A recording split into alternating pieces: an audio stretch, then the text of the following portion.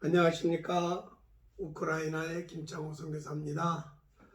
지금까지 우크라이나 헤르손 선교지를 위해서 기도해 주시고 아낌없는 후원에 동참해 주신 헤르손 선교 동역자 여러분들의 사랑과 수고의 열매가 하나님의 의의 열매로 가득 넘치시기를 주님의 이름으로 간절히 기도하며 축복합니다. 2022년 2월 24일 날 러시아가 우크라이나를 침공하고 지금까지 전쟁의 기간이 1년하고도 한 달이 넘었습니다. 13개월이 됐네요. 그동안 마음도 많이 졸였고요. 여러분들의 기도의 힘으로 잘 지내왔습니다. 그리고 지금도 열심히 지내보려고 노력을 하고 있습니다. 여러분들 잊지 마시고 더 기도해 주시고 후원에 동참해 주시면 감사하겠습니다. 그동안 한국에 기거하는 동안에 많은 보람도 있었습니다. 그것은 뭐냐면 CIS 지역이라고 그러죠. 이제 러시아 지역과 우즈벡, 또 카자흐스탄, 키르기스탄, 타지키스탄 이 CIS 전 지역에서 선교사님들이 열심히 복음을 심고 제자들을 양육해서 그 제자들이 열심히 사역하는 모습을 볼 수 있습니다. 아직도 우즈벡에서 사역하시는 분들도 계시고요. 그러나 대부분 종교 박해로 인해 가지고 이 중앙아시아 쪽에 있는 많은 성도들이 한국에 나와서 일을 하게 됐죠. 그래서 거기 있는 목사님들도 견딜 수가 없어서 한국에서 이제 고려인들을 위해서 목회지를 내리고 각자 자기 성도들을 찾아가 예배드리면서 한국에 많은 고려인 교회들이 형성이 되어 있습니다. 그 숫자가 몇십 개라고 얘기하기는 뭐하고요. 아마 몇백 개는 될 것 같습니다. 그리고 그 현지 목사님들이 현지의 말로 고려인 문화를 가지고 이렇게 예배를 드리기 때문에 굉장히 잘 부흥하고 있더라고요. 어느 교회에서는 한 300명씩도 모이고요. 보통 50명, 30명 이상 이렇게 모여서 참으로 예배를 잘 드리고 스스로 자립하는 모습을 보게 됐습니다. 지금 이제 한국에 나온 고려인들이 거의 5만이 된다 그러니까 참 굉장히 많은 숫자가 되겠죠. 특별히 이제 그들과 함께 교제하면서 또 그들이 세운 신학교에 가서 강의도 하면서 지내왔습니다. 그리고 이제 헤르손에서 나온 성도들과 만나서 교제도 하고 예배를 드렸습니다. 특히 이렇게 고려인들이 나면 한 곳에 모이는 것이 아니라 그 흩어진 친척들을 찾아다니기 때문에 이 헤르손 성도들도 뭐 청주에 가 있는 성도님도 계시고 인천에 있는 성도님들도 계시고 또 충북으로 안중으로 안산으로 전라도 광주로 이렇게 뿔뿔이 흩어져서 이제 살고 있습니다.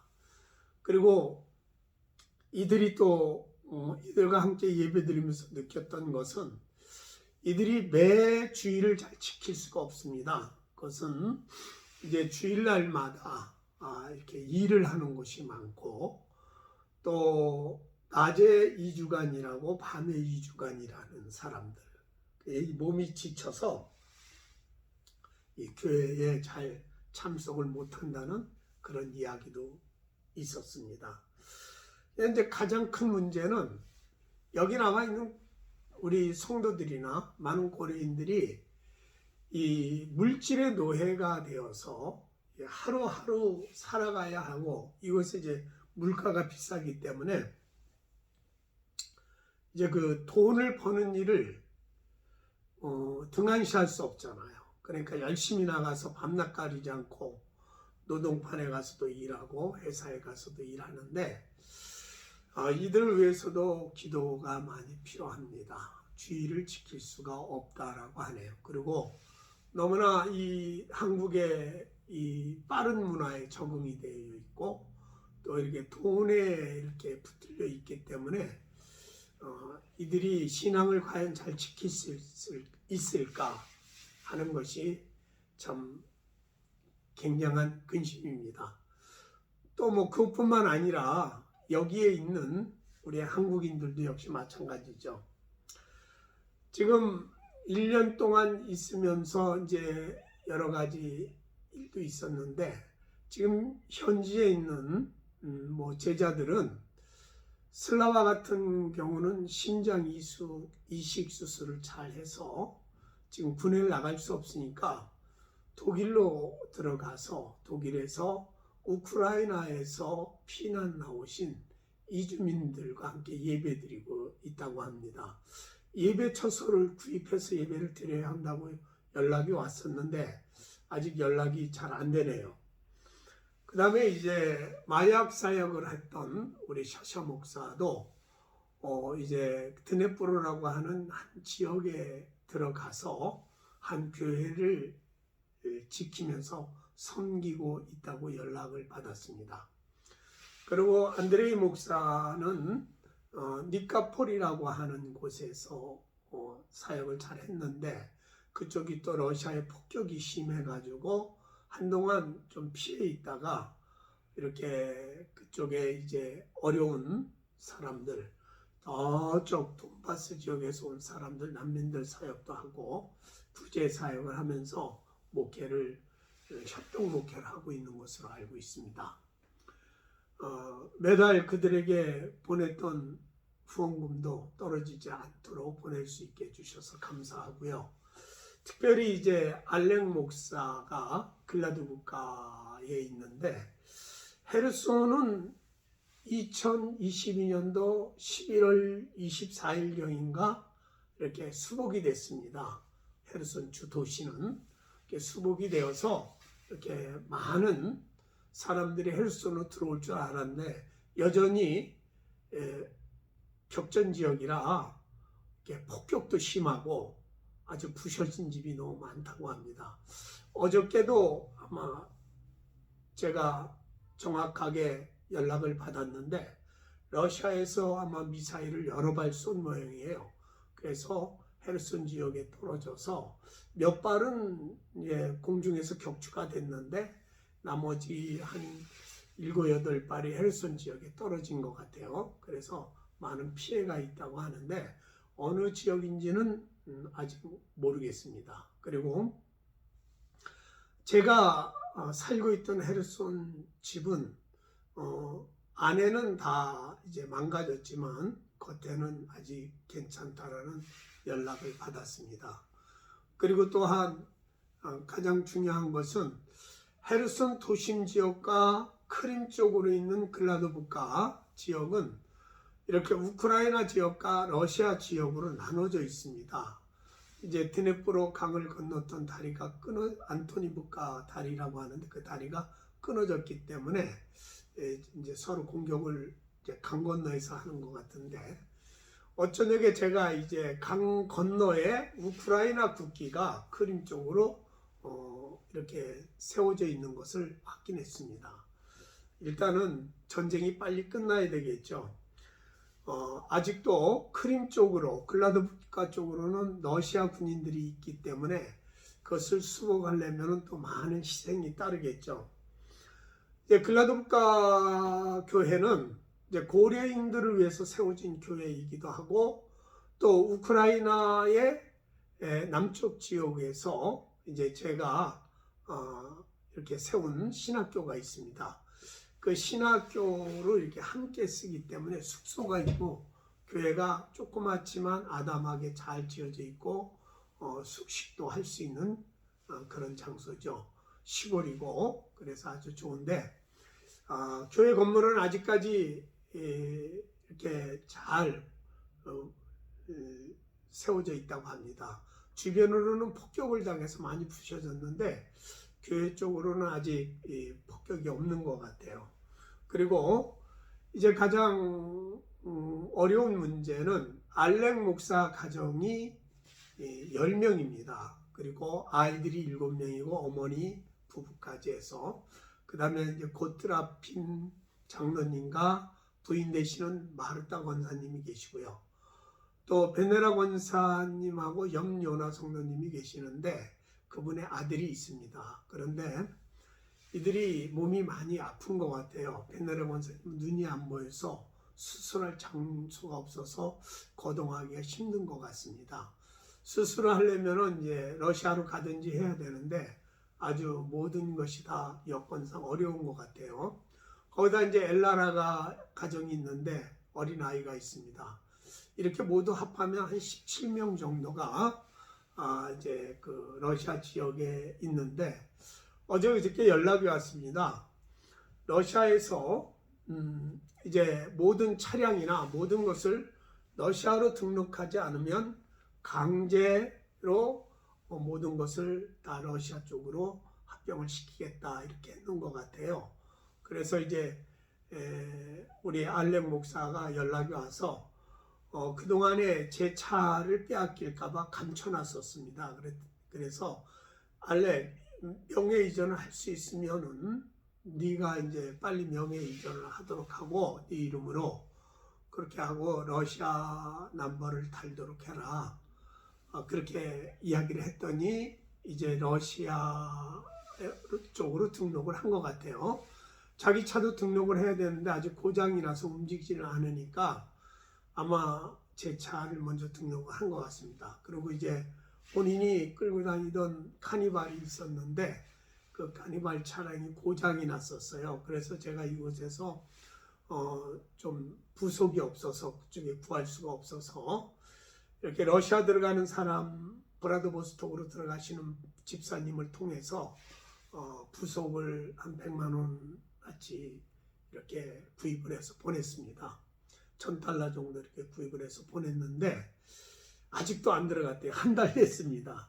그 부속이 좀 잘 도착돼서 그 차도 원활하게 카니발도 움직였으면 좋겠습니다. 왜 그러냐면 지금 러시아에서는 우크라이나 땅에 있는 러시아 지역으로 속해 있는 모든 백성들을 강제 이주를 시키려고 준비 중에 있는 것 같습니다.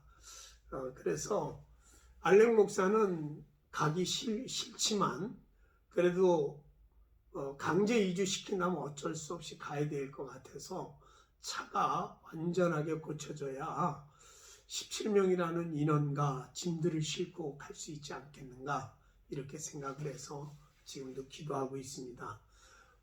또 강제 이주되면서도 이제 알렉은 될 수 있으면 이제 안 가려고 이야기를 하고 있고요. 지금 그쪽에서는 한 1년 동안 아이들은 러시아 학교에서 주는 교재를 가지고 공부를 한다고 합니다. 그래서 이제 완전히 이제 러시아 땅이라고 하는데 이제 한 1년 정도 러시아 통치를 받다 보니까 사람들이 편한 모양이에요. 예, 왜냐하면 연금도 많이 주고 모든 것이 좀 자유로운 것 같은데 아무래도 이들이 강제 이주되면 또 이제 어려움도 많이 있겠죠.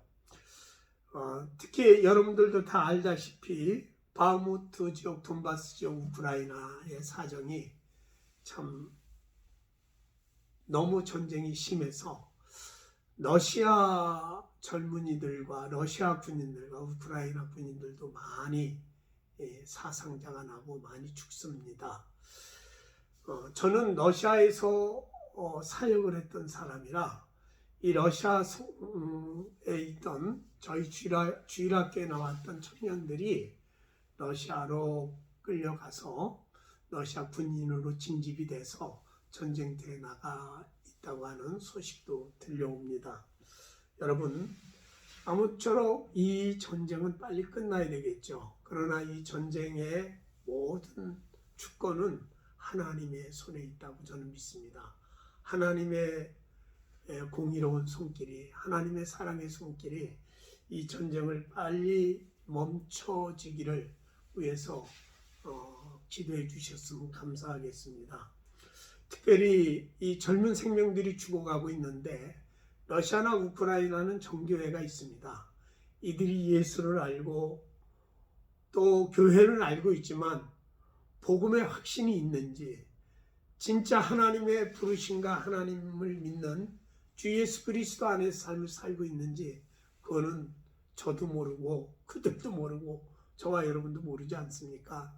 그런데 짐작컨대 이들은 복음은 들었지만 완전한 믿음이 없다라고 저는 결론을 내립니다. 그래서 이들은 복음은 들었지만 그들이 죽으면 끝이 아니라 하나님의 심판이 있는 것인데, 이 심판 아래 떨어질 그들을 생각하면 참 가슴이 아픕니다. 죽는 것도 죽는 거지만 이들이 주 예수 그리스도를 모르고 죽는다는 거 너무 가슴 아픈 일 아니지 않습니까? 가슴 아픈 일이잖아요. 우리 믿음의 사람들이 좀 더 기도해 주시기를 바랍니다. 지난번에는 우리 우크라이나 선교사님들이 함께 또 모여서 조금씩 모아가지고 터키의 지진으로 고생하는데 그쪽에 또 함께 동력도 했습니다. 여러분, 이 세상은 너무 혼돈하고요. 이 세상에서 저 멀리서 들려오는 소식들은 너무 암울합니다. 희망이 없는 것처럼 보여지죠. 그러나 우리 주님은 말씀하셨습니다.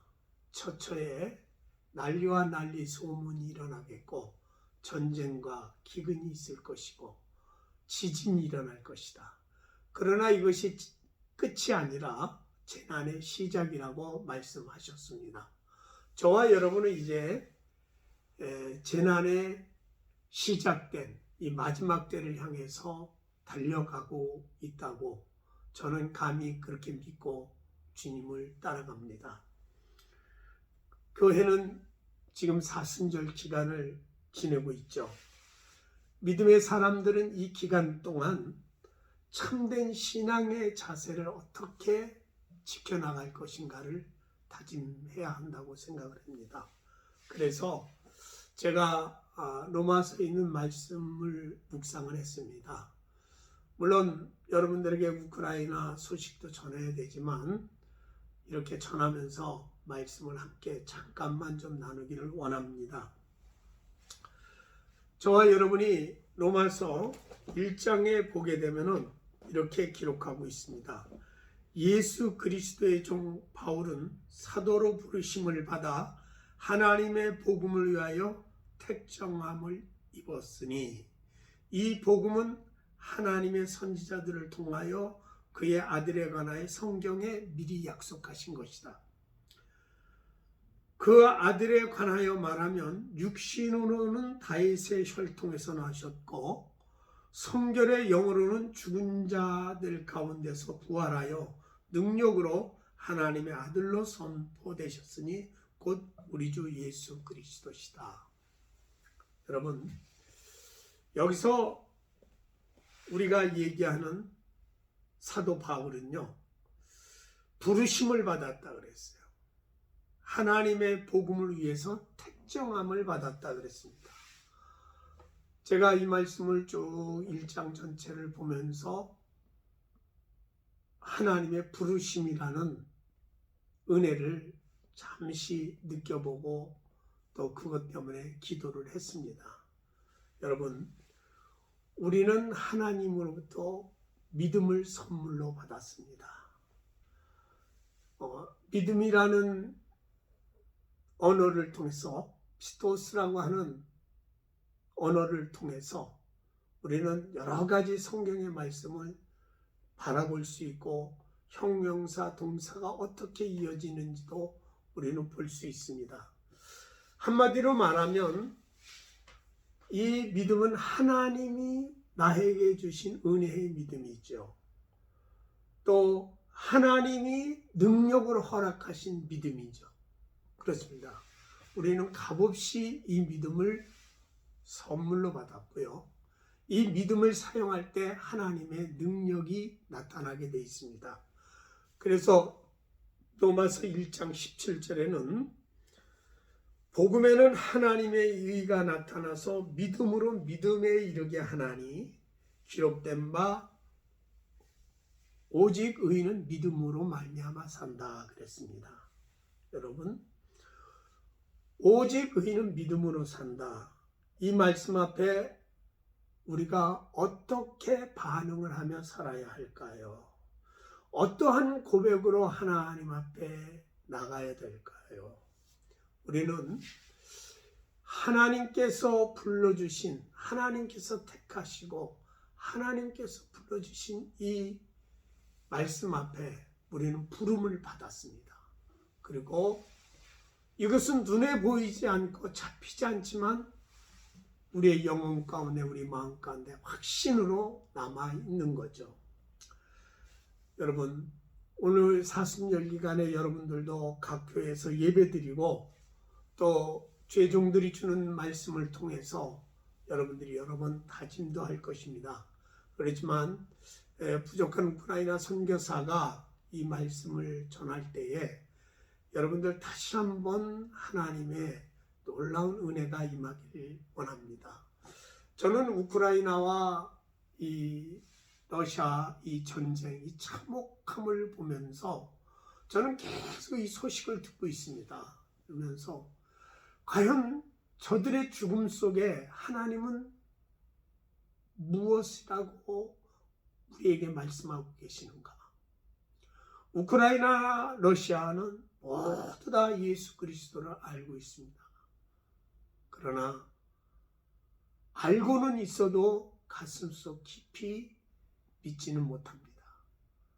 그 전쟁 통해서도 하나님은 구원의 손길을 이루시고 또 버릴 자를 버리실 것으로 저는 믿고 하나님의 주권과 하나님의 공의의 심판을 저는 분명히 믿고 그분이 왜 이 전쟁을 허락하셨는지에 대해서 우리는 알 수 없지만 하나님의 뜻에 맡기며 기도할 뿐입니다.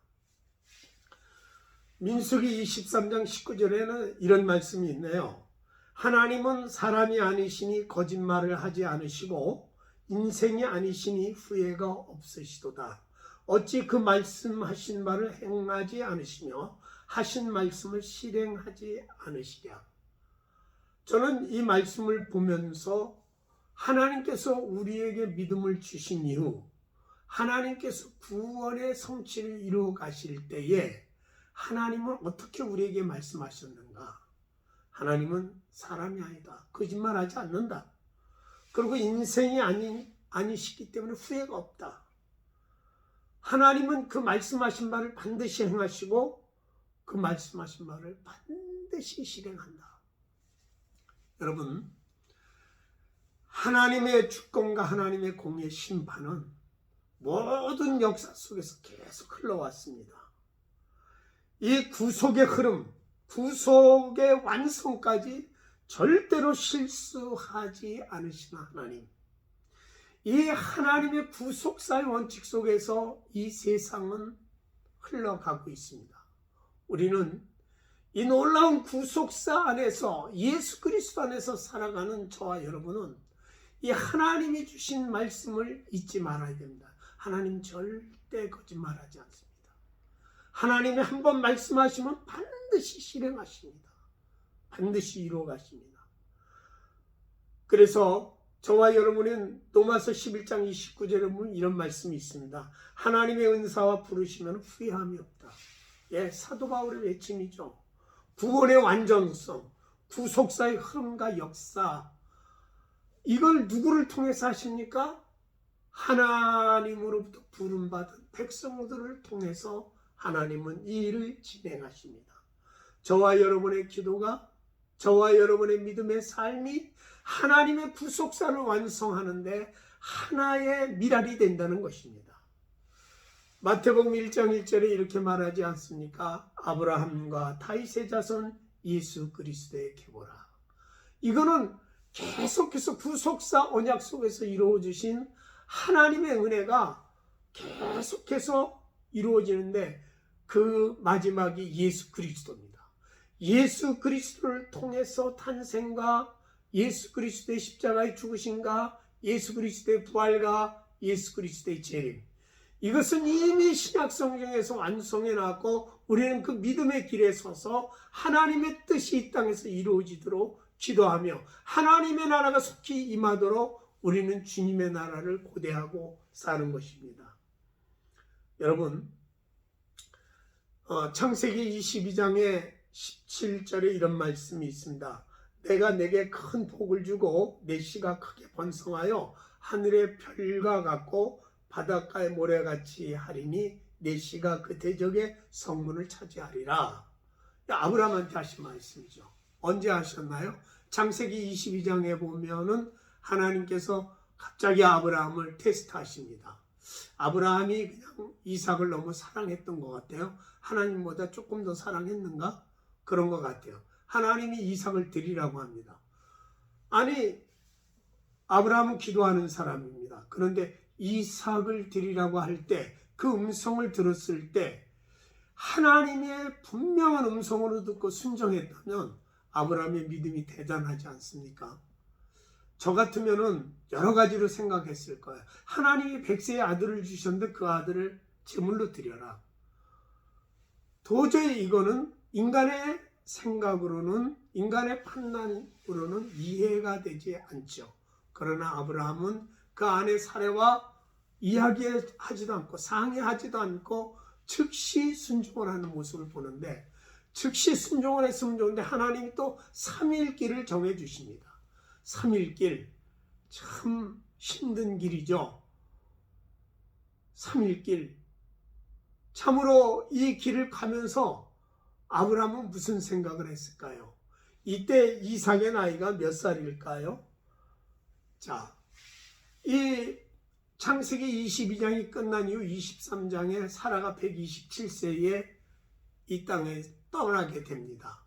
여러분, 그렇다면 이 여러 가지 성경의 말씀을 추정해 보면은 분명히 저 이삭은 25세 정도 됐을 거라고 많은 신학자들이 이야기합니다. 예. 여러분, 왜냐하면 127세에 사라가 죽었다면 100세에 아브라함, 사라의 90세에 이삭을 낳기 때문에 그 나이를 따지면 37세잖아요, 이삭이. 그렇다면 이삭은 이미 건전한 사람이었습니다. 그때 이삭이 재물을 태울 나무를 어깨에다 멜 정도니까 그 나무가 조금만 되겠습니까? 많이 되겠죠. 그것을 메고 아버지를 따라갈 정도 되면 장성한 사람이라는 것이죠. 이삭이 묻습니다. 아버지, 여기에 나무도 있고 다 있는데 재물은 어디 있습니까? 그랬더니 아브라함이 이야기하죠. 하나님이 준비하셨을 것이다. 참 여러분, 이게 대단한 겁니다. 그때 이삭은 알았을까요? 몰랐을까요? 아하, 이삭은 어느 정도 눈치를 챘습니다. 그리고 그 모리아 산이라는 그곳에서 하나님이 지시하는 그곳을 보여줄 때 아브라함은 그 건장한 이삭을 묻기 시작했습니다. 그럴 때 이삭은 아버지가 편하게 하나님 앞에 자신을 드릴 수 있도록 모든 수고를 아끼지 않았을 겁니다. 그리고 아브라함은 죽였습니다. 이미 하나님 앞에 드렸다고 성경은 말하고, 하나님이 다 놀랄 정도로 큰 소리 치셨잖아요. 아브라함아 부르셨잖아. 이삭을 이제 내가 네 믿음을 봤다고 말씀하잖아요.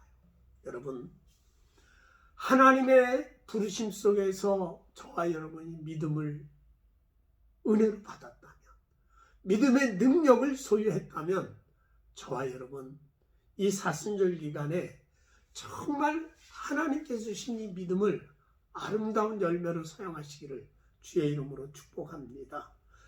히브리서 6장 13절은 이렇게 기록을 하고 있습니다. 하나님이 아브라함에게 약속하실 때에 가리켜 맹세할 자가 자기보다 더 큰 이가 없으므로 자기를 가리켜 맹세했다. 그렇습니다. 하나님이 자기 이름을 걸고 아브라함을 축복하시고 아브라함과 언약하시고 아브라함과 맹세했습니다. 여러분, 하나님은 오늘도 저와 여러분을 부르셨고 믿음을 주셨다면 하나님도 오늘도 똑같이 아브라함에게 축복하신 말씀을 우리에게도 허용하실 줄로 믿습니다. 여러분, 하나님 말씀하십니다. 아브라함에게 약속하실 때에, 김창호하고 약속했을 때, 누구누구 권사님하고 약속했을 때에, 누구누구 성도님하고 약속하실 때에 그 믿음을 보시고 자기보다 더 큰 이가 없음 말고 하나님의 이름을 걸고 하나님의 이름으로 자신의 이름으로 맹세하며 약속을 하셨다 그러잖아요. 여러분, 오늘도 그 축복이 저와 여러분에게 흐르고 있습니다. 믿음의 사람들에게는 예수 그리스도의 이름으로 이 놀라운 은혜가 흐르고 있다는 사실을 잊지 마시기 바랍니다.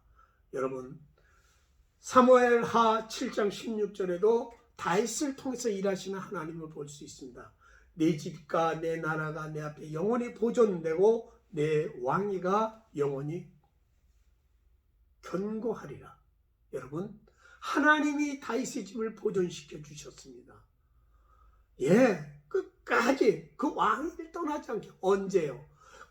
여러분, 다윗이 모든 전쟁이 되고 평안하고 자기가 왕궁에 거할 때에 다윗이 나는 이렇게 좋은 데 있는데 하나님이 저는 저 들에 있구나. 그래서 나단 선지자에게 얘기합니다. 내가 하나님의 성전을 짓기를 원한다. 그렇지만 하나님께서는 다윗은 손에 피를 많이 흘렸기 때문에 너에게 받지 않고 내 자손 솔로몬을 통해서 내가 성전을 받겠다라고 말씀했습니다. 그래서 다윗은 열심히 준비를 했죠. 그리고 모든 것을 다 솔로몬이 완성을 했습니다. 여러분, 이럴 때 하나님께서 네 나라가 내 앞에서 영원히 보존된다. 누구 앞에서? 네 나라, 다윗의 나라가 하나님 앞에서 영원히 보존될 것이다.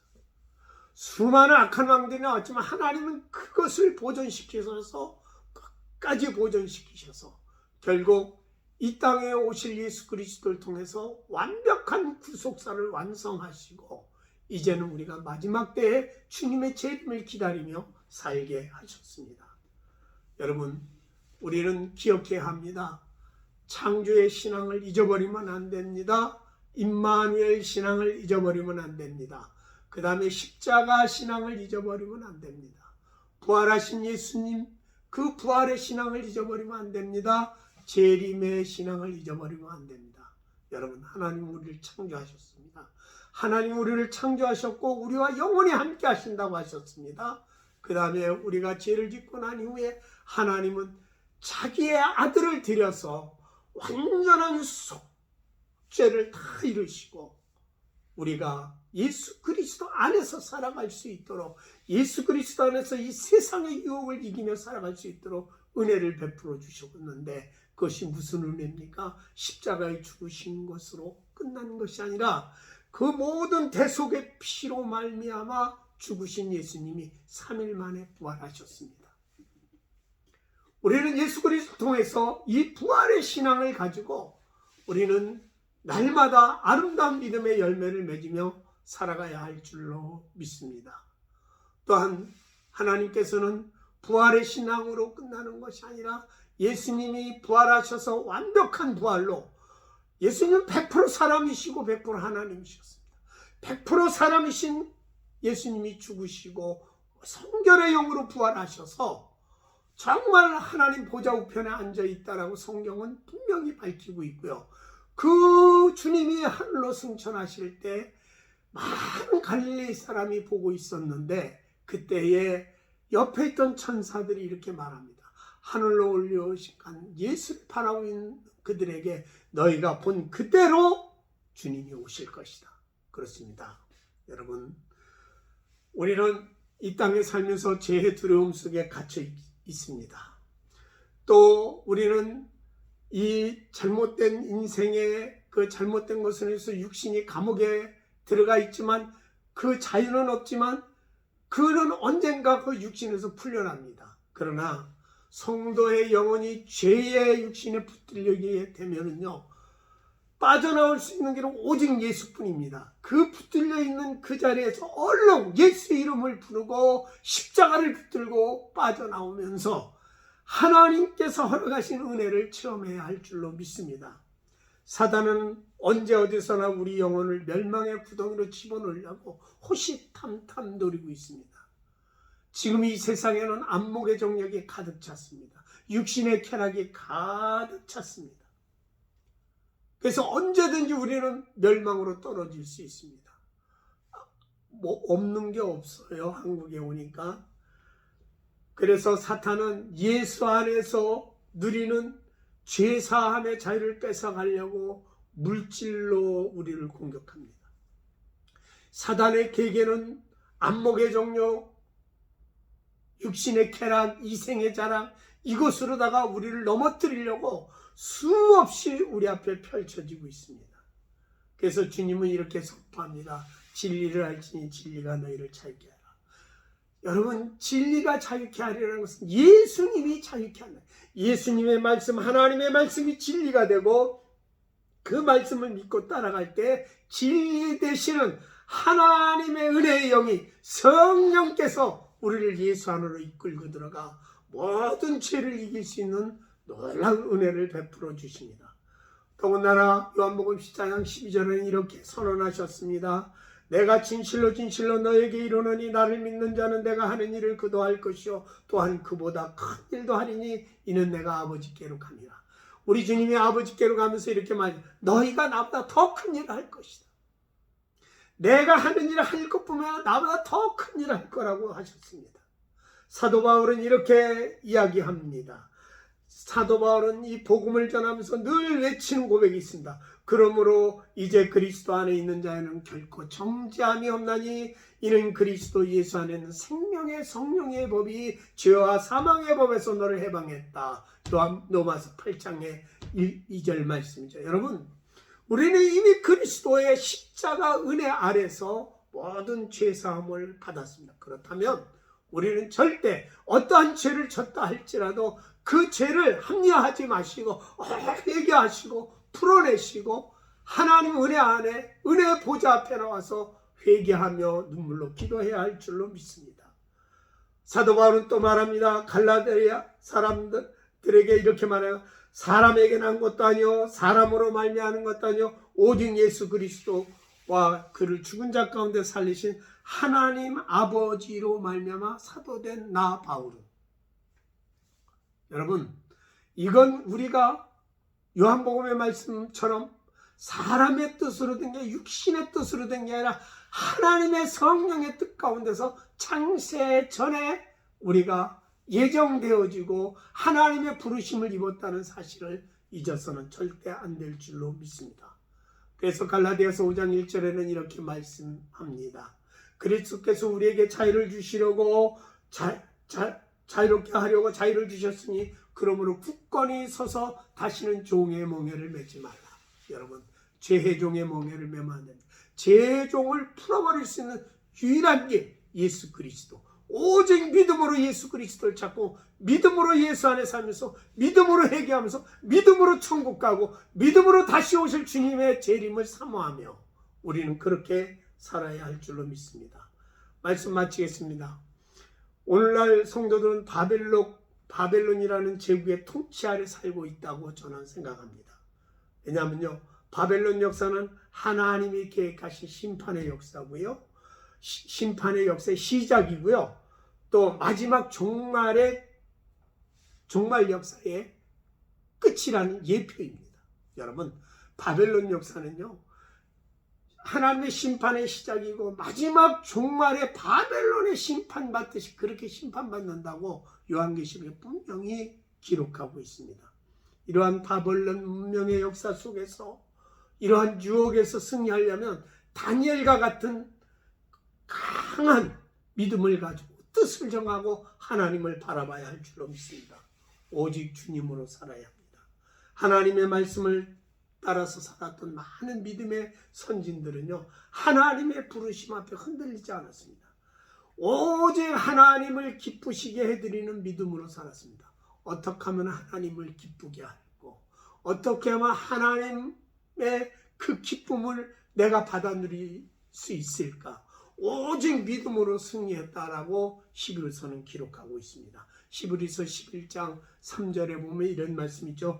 믿음으로 모든 세계가 하나님의 말씀으로 지어진 줄 우리가 아나니 보이는 것이 나타난 것으로 말미암아 된 것이 아니다. 이 세상 모두가 이 세상이 하나님의 말씀으로 창조됐음을 우리는 믿습니다. 그래서 6절에는 이렇게 말합니다. 믿음이 없이나 하나님을 기쁘시게 못하나니 하나님께 나가는 자는 반드시 그가 계신 것과 자기를 찾는 자들에게 상 주시는 자이심을 믿어야 할지니라. 그렇습니다. 믿음이 없이는 하나님 기쁘시게 할 수 없습니다. 우리가 하나님께 나갈 때마다 반드시 그가 계시고 그가 나를 위해 피 흘려주시고 그가 나를 위해서 모든 대속을 이루어주시고 모든 구속사를 이루어주시고 이제 그가 나를 위해서 이렇게 모든 상을 준비해 주시고 믿음을 드리기를 원하고 계신다는 것이죠. 여러분, 믿음이 세상을 이깁니다. 믿음이 자유함을 누리게 합니다. 믿음이 사랑의 완성으로 달려가게 합니다. 여러분, 저와 여러분 고린도전서 13장 잘 아시죠? 믿음, 소망, 사랑 항상 있을 것인데 그 중에 제일은 사랑이라. 이 사랑의 완성은 믿음으로 시작합니다. 여러분, 믿음이 없이는 하나님 기쁘시게 못합니다.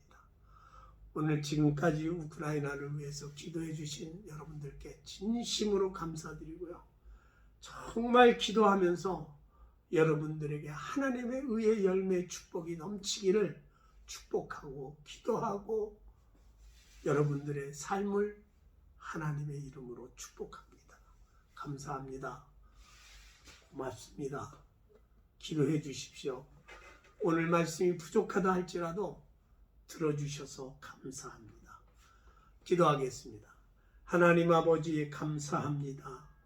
오늘 이 시간까지 지켜주신 하나님 아버지, 우리 선교의 동력자들을 축복해 주시고 오늘도 주신 말씀을 함께 묵상해 싸우니 하나님께서 은혜를 베풀어 주사 믿음의 승리자들이 다 되게 해 주옵소서.